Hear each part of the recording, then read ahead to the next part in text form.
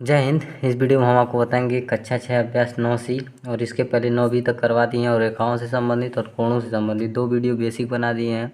और रेखाओं से संबंधित और कोणों से संबंधित आपको जानकारी रहनी चाहिए, क्योंकि ज्यामिति यानी कि जो रेखा गणित में है इन्हीं सब का खेल है और इन सबको आपको पता होनी चाहिए। ठीक है, केवल कोर्स कंप्लीट करने से नहीं होगा, आपको बेसिक नॉलेज भी रहना चाहिए। ठीक है, तो आपको जैसे कि संगत कोण, शीर्षाभिमुख कोण और एकांतर कोण, इन सब के बारे में आपको जानकारी रहनी चाहिए। और इस अभ्यास 9C जो है इसमें इसी का चर्चा होगा। ठीक है, तो आइए देखते हैं हमारा पहला क्वेश्चन क्या कह रहा है। पहला क्वेश्चन हमारा कह रहा है निम्नांकित चित्रों में दो रेखाएं एल और एम में एक तिर्यक रेखा टी काटती है।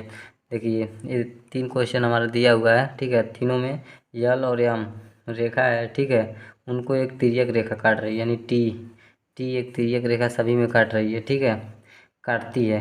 कुछ कोणों के माप लिखे गए हैं, बताइए क्या एल और एम समांतर हैं। देखिए अभी एग्जैक्ट समांतर है या नहीं अभी इसको पता नहीं है, तो हम लोग को इसको मतलब इसको सॉल्व करके देखना कि यह समांतर है या नहीं तीनों। ठीक है, यदि है तो इसका कारण बताइए, यदि समांतर नहीं है तो भी इसका कारण बताइए। ठीक है, तो आइए देखते हैं हमारा पहला क्वेश्चन। देखिए ये हमारा क्या है, 50 डिग्री है। ठीक है, ये हमारा 50 डिग्री है। तो आपको पता होना चाहिए, एक सीधी रेखा पर एक, देखिए सीधी रेखा है, एक सीधी रेखा पर 180 डिग्री का कोण बनता है। तो ये 50 डिग्री है, तो यानी ये कितना होगा हमारा, ये वाला 130 डिग्री होगा। ठीक है, और देखिए अब ये वाला इस वाले सीधी रेखा पे तो ये 50 है, तो यहाँ 130 डिग्री होगा। ठीक ठीक है, अब देखते हैं, अब देखिए इस वाले सीधी रेखा, अब देखिए इस वाले, अब इस पे अब 120 है, तो ये क्या होनी चाहिए, ये 60 है। ठीक है, तो देखिए 60 हो गया। ठीक है, और जब ये 60 हो गया तो देखिए अब इस वाले ये 60 हो गया, तब ये 120 होगा। ठीक, अब देखिए 120 हुआ तो फिर 60 ये भी होगा। शीर्षाभिमुख कोण मान लीजिए आप, एक सीधी रेखा पे 180 डिग्री हो गया। ठीक है, ये 50 है तो ये भी 50 होगा। ठीक है, क्यों, क्योंकि शीर्षाभिमुख कोण या कह सकते हैं एक सीधी रेखा पर 180 डिग्री कोण। ठीक है, देखिए अब हम लोग देखते हैं। देखिए हमारा संगत कोण कौन कौन सा है, 130 है और 120 है, और 130 है, 120 है, फिर 50 है और 60 है। तो देखिए ये संगत कोण आपस में बराबर होते हैं, लेकिन ये कब 130 और 120 बराबर है नहीं है भैया, तो इसलिए हम क्या कहें, एकांतर कोण भी बराबर होनी चाहिए। तो 130, 120 या 50 या 60, यानी ना तो संगत कोण बराबर है और ना ही एकांतर कोण बराबर, तो इसलिए हमारा क्या हो जाएगा, यह समांतर नहीं है। ठीक है, तो लिख लेंगे संगत कोण और एकांतर कोण बराबर नहीं है, इसलिए यह समांतर रेखा नहीं है। तो लिख लेंगे और यल और यम समांतर समांतर नहीं है, नहीं है। क्यों, क्योंकि क्योंकि संगत कोण और एकांतर कोण बराबर नहीं है। और हमने जो कोणों से संबंधित वीडियो बनाए थे उसमें सब बता दिए थे, कौन संगत होता है कौन एकांतर होता है, इसमें भी बताए हैं हालांकि। तो उस वीडियो को देख लेंगे तो आप तो इसको बिना देखे ही कर लेंगे। ठीक है, एल और एम समांतर नहीं है, क्योंकि क्यों एल और एम समांतर नहीं है, क्योंकि संगत कोण और एकांतर कोण, आप अच्छे से देख लीजिए, एकांतर कोण बराबर नहीं है, बराबर नहीं है, जो कि हमेशा रहता है। ठीक है, दो समांतर रेखाओं को जब एक तिर्यक रेखा काटती है तो हमारा संगत कोण एकांतर कोण बराबर होता है। जब संगत एकांतर बराबर होगा तो शीर्षाभिमुख कोण भी बराबर ही होते हैं, वो भी बराबर हो जाता है। ठीक है, यानी संगत एकांतर और शीर्षाभिमुख कोण बराबर होंगे। और हमारा जो है अंतः कोण और अंतः कोण और बाह्य कोण, दोनों एक ही तरफ के अंतः कोण और बाह्य कोणों का योग 180 डिग्री होना चाहिए।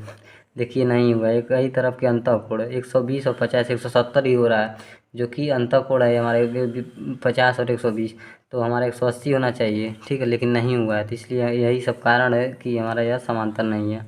आइए दूसरा देखते हैं, दूसरा वाला। देखिए ये हमारा क्या है, यह हमारा 125 डिग्री का कोण बना रहा है यहाँ, तो यहाँ कितना बनाएगा, 55 डिग्री का, तभी तो होगा 50 20 70 5 75, कितना बनाएगा, 180 में से 125 घटाइए, 125 घटाइए कितना बन रहा है, 10 में से 5 गया 5 और 7 में से 2 गया 5, 55। देखिए कितना बना 55 डिग्री बना। ठीक, एक सीधी रेखा पर। फिर इधर कितना बनेगा, इधर भी 180 टोटल लाना है।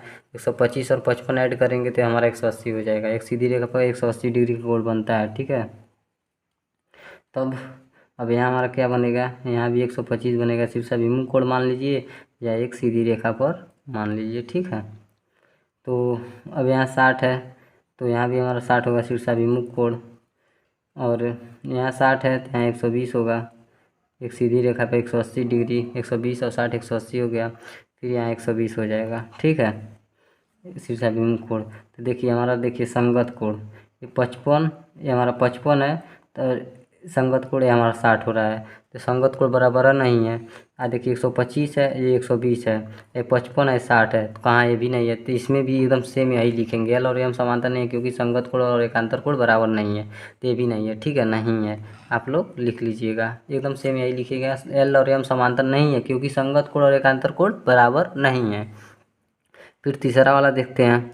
तीसरा वाला 135 है, तो 180 में से 135 घटाइए। एक सीधी रेखा को 180 डिग्री का कोण बनता है। 10 में से 5 गया 5 और 7 में से 3 गया 4, 45 डिग्री। तो हमारा क्या बना 45 डिग्री।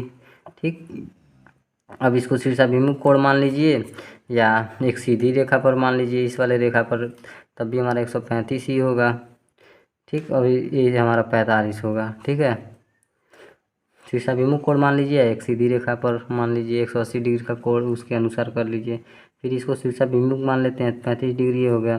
फिर 35, तो हमारा ये क्या होगा 35, तो एक सीधी रेखा पे 180 डिग्री का कोण बनता था, हमारा क्या होगा 35 5 40 40 80 कितना होगा 145 होगा। ठीक है, ये हमारा ये भी 145 हो जाएगा। तो देखिए 35 डिग्री या 45 डिग्री, संगत कोण बराबर नहीं है। एकांतर कोण भी बराबर है, 35 है 45 है, 145 135 है, तो एकदम सेम यही, ये भी नहीं है। ठीक है, ये भी बराबर नहीं है, यही लिख लीजिएगा, यही कंडीशन। एल और एम समांतर नहीं क्योंकि संगत कोण और एकांतर कोण बराबर नहीं है। आइए अब दूसरा देखते हैं। दूसरा हमारा कह चित्र में ए बी समांतर सी डी, ए बी समांतर यानी समांतर है सी डी के। ठीक है, और सी डी समांतर है ई एफ के। तो कह रहा क्या ए बी समांतर ई एफ होगा, तो देखिए लिखेंगे, चूँकि क्या है ए बी समांतर है किसके, सी डी के, यानी कि हो जाएगा हमारा, चूँकि ए बी समांतर है सी डी के, तो ए बी का हमारा जो संगत कोण भी बराबर होगा। जब ए बी और समांतर सी डी दिया है तो हमारा क्या होगा कि हमारा संगत कोण बराबर होगा। ठीक है, तो कोण 1 बराबर हो जाएगा हमारा कोण 2। ठीक है, फिर हमारा देखिए सी डी समांतर ई एफ दिया है, सी डी समांतर ई एफ, इसका भी कोण बराबर होगा ई एफ। तो ये हमारा क्या है सी डी समांतर ई एफ, तो कोण 2 बराबर कोण 3 हो जाएगा। ठीक है, कोण 2 बराबर कोण 3, तो ए बी कोण सी डी समांतर ई एफ हुआ। फिर अब ए बी समांतर ई एफ पूछ रहा है। ठीक है, ए बी समांतर ई एफ, ए बी समांतर ई एफ पूछ रहा है। तो ए बी समांतर ई एफ हमारा क्या दिया है, ए बी समांतर ई एफ, ए बी समांतर ई एफ, तो हमारा क्या हो जाएगा, सॉरी पहले सभी को लिख लेते हैं। तो ए बी समांतर सी डी दिया हमारा, फिर सी डी समांतर ई एफ दिया है। ठीक है, तो हमारा ए बी समांतर सी डी दिया है, फिर ए बी समांतर, सॉरी समांतर का बराबर नहीं रहेगा, है समांतर का चिन्ह होगा। ठीक है, ए बी समांतर सी डी, ए बी समांतर, ये समांतर का चिन्ह है, सब साइन है, सॉरी माफ़ी चाहता हूँ, समांतर का साइन ये होता है। ठीक है, बराबर को खड़ा करना। ठीक है, ए बी समांतर सी डी समांतर ई एफ, तो इनके कोणों को लिख लेते हैं, ए बी समांतर सी डी। तो ये हमारा समझ लीजिए समीकरण 1। तो कोण 1 बराबर कोण 2 है। अब ये हमारा समीकरण 2, तो ये हमारा क्या है कोण 2 बराबर कोण 3, कोण 2 बराबर 3, तो कोण 1 और कोण 2 कोण बराबर 3, तो हमारा क्या हो जाएगा, ये हमारा देखिए ए बी कोण 1 और हमारा 3, तो कोण 1 बराबर कोण 3, तो लिख लेंगे ए बी समांतर ई एफ। कैसे, कोण 1 बराबर कोण 3, कोण 1 बराबर कोण 3, तीनों समांतर है तो हमको लिखना है ए बी समांतर ई एफ। तो ए बी और सी और ई एफ को लिख लिए। तो कोण 1 बराबर कोण 3, क्यों? क्योंकि हमारा जो है संगत कोण बराबर है। तो हमारा क्या है, बराबर है। तो हमारा संगत कोण होने के नाते ये हमारा क्या हो जाएगा, ए बी समांतर ई एफ। तो लिख लेंगे संगत कोण बराबर है। संगत कोण कहाँ लिखें, संगत कोण आप लोग लिख लीजिएगा, हम छोटा सा लिख दें, बराबर है। ठीक है, संगत कोण बराबर है। अब आइए तीसरा देखते हैं। तीसरा बहुत ईजी है। चित्र में कोण 1 और कोण 2 समान है, कारण बताइए जिसे ऐसी दो सके कि एल समांतर यम।